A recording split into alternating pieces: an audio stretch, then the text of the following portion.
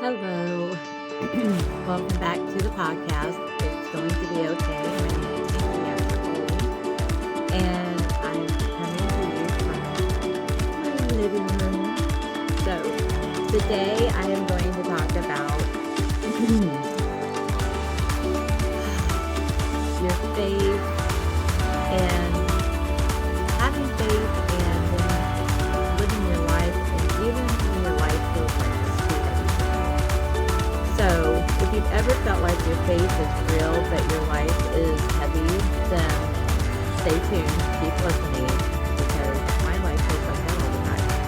So, I know when you're this too. But today I just want to talk to you about what it means to live a faithful life without having to pretend, to acknowledge the real pressure that you live under, to believe in recovery that is slow, steady, and sustainable. And so recovery meaning depression, anxiety, that's normally what I talk about. Recovery could be anything for you. You can have a physical illness or whatever, but I normally talk about depression and anxiety. But it could be anything that you're going through. But it isn't an episode about fixing yourself.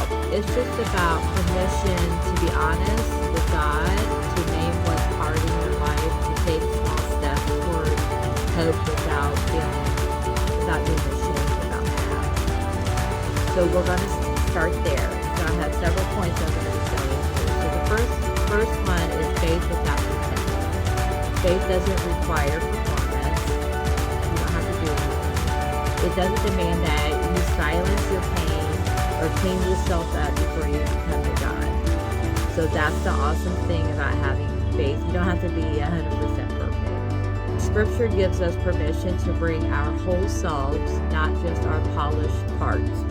So Psalms 34:18 states, "The Lord is close to the brokenhearted. He rescues those whose spirits are crushed."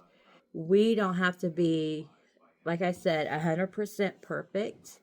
We just need to be presentable to God. God draws near to honesty, not our appearances. If you're struggling with depression, anxiety, burnout, or grief, that does not mean your faith is weak. It just means you're a human being. Faith without pretending allows prayer to sound like, "God, I'm tired," instead of a forced gratitude. And that's what God wants. He just wants you to say, "Okay, today I'm tired. God, I need some help with this." And plain speak with God is usually the best thing that you can do. We don't have to have colorful words or poetry or anything when you talk to God. Just tell him what's on your heart and how you're feeling. Struggle is not a failure of belief. Sometimes it's just a place where belief deepens. So point number 2, life under pressure is real. So we all struggle with this. We all have our own daily pressures that we have to deal with. Let me get back up here to this. So many of us aren't just tired emotionally, we're under constant practical pressures. Usually this happens when we've not set routines in place, where we have outside things happening in our lives that are causing us pressures, like work or school, kids. It could be like in-laws or just like intermediate families. It could be really anything. You could have pressure at home, or you could have pressure with money, pressure in family relationships. So like I've had my siblings, I don't have good relationships with them. Sometimes when I try, I just puke all over it and just mess it up. Pressure to hold everything together while quietly falling apart. Some of us are quietly falling apart. Other of us are running their mouths all the time. I have to speak everything out. So I'm always talking about things. So Jesus never minimized this kind of weight.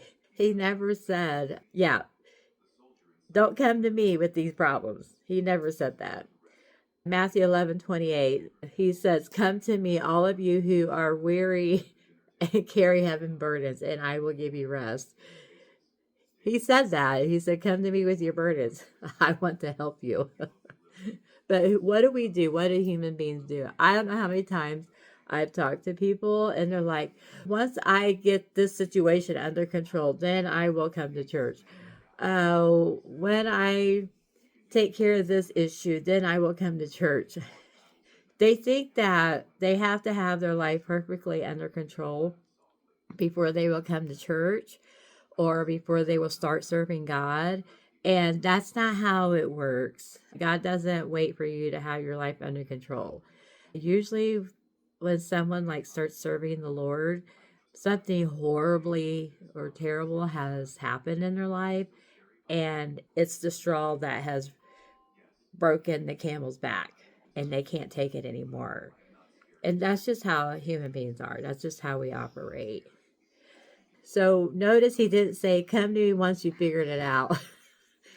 God has never said that. He said, come now when you're weary. You're tired now. You should come see me now. Come talk to me now. He's ready for us now.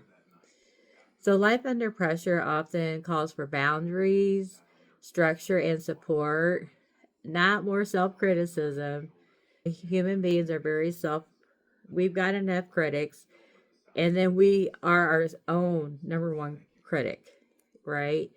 So we do not need another self-critic, and God is not a critic. He's not going to criticize us. So naming the pressure is always the first step toward relief. I know, like when I am having a lot of problems or I'm feeling stressed or having a lot of overwhelm, if I will just sit down and write out a list of the issues that are going on in my life or do a brain dump, when I do a free workshop, that's one of the first things that we do is do a brain dump. It is such a relief. Now, I remember the very first time I did a brain dump with my coach that has helped me over the years. It was so hard. It was so hard for me to do that because I was at a place where I was feeling so overwhelmed. I had so many things going on in my life. I felt so out of control. I could not even think about a list of words to write down on a piece of paper. But you eventually get there.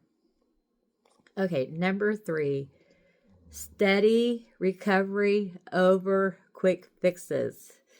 So quick fixes are fine, but you have to put a plan in place so that because you got to think about the long game, the long-term goals, because a quick fix, isn't going to fix that problem because that problem is still going to be there. We live in a culture that wants instant healing. And I've learned the hard way that quick fixes, the microwave, things that you can put in your life, they don't work. The things that I talk about on my podcast and that I do in my coaching, it's not rocket science. The stuff that I talk about is easy things that you can do. But it's hard work because when you're dealing with depression and anxiety, you have to be very intentional about what you're doing. And that's not easy, but especially when you're on medication, and the medication that you take, a lot of it numbs you so that your nervous system is not feeling overwhelmed by the stresses that are imploding in your life and that keep coming in. And so the medication numbs you to that. And so you have to be very mentally intentional about remembering to do these things and creating a new habit and routine to improve your life. And that's hard work for someone dealing with depression. And when I say depression, it could be any type of mood disorder, emotional disorder, or behavioral disorder, anything along those lines. It doesn't just have to be depression. It could be any new habit that you're wanting to create. It could be anything that you're wanting to improve in some area of your life. Okay, however, like I said, we live in a culture that wants instant healing, but God often works in process.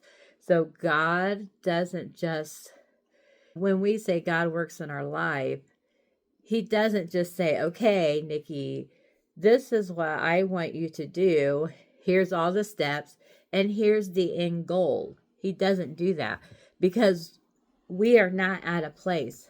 Here, Nora, get up. We're not at a place where we can handle, first of all, knowing the end goal, especially when you're someone who's like an introvert and doesn't like to go out and do things in the long term. He was to tell me I would be on a podcast and a video talking to people about this stuff. I would have completely freaked out and never done any of it. But, so he doesn't tell you all the steps. He gives you the baby steps and tells you to do the first thing first. Okay?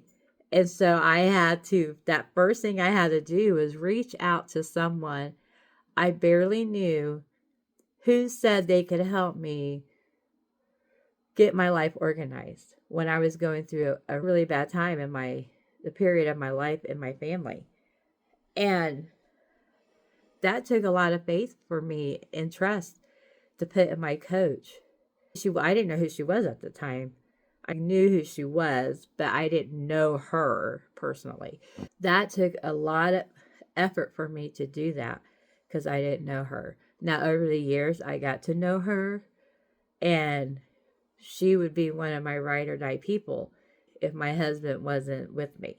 So God doesn't tell you all the steps because we wouldn't be able to handle all that information. Okay, recovery doesn't usually arrive in dramatic breakthroughs.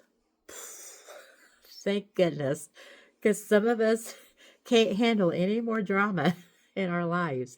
It comes through small steps, consistent care, safe routines, learning how to calm your nervous system when life feels overwhelming. One of the things that my coach taught us is once we found peace in our life is you do everything to protect your peace. And I tell you what, there are some things I will never go back to doing because it would bring havoc into my life and I would not have peace anymore. So I would do everything to protect my peace. Proverbs 4:18, the way of the righteous is like the first gleam of dawn, which shines ever brighter into the full light of day. Healing brightens gradually. Steady recovery honors your limits. It allows you to heal without rushing, without comparison, and without shame, because we are each on our own journey. We can't compare ourselves to each other. When I did my soak this morning with my online Bible study group, my prayer was, I was so thankful that God lets me heal and lets me learn things at my own pace. He has a plan for each of us, a plan that could be, each of us, our plan could be very minuscule or it could be very huge. It just depends who you are as a person.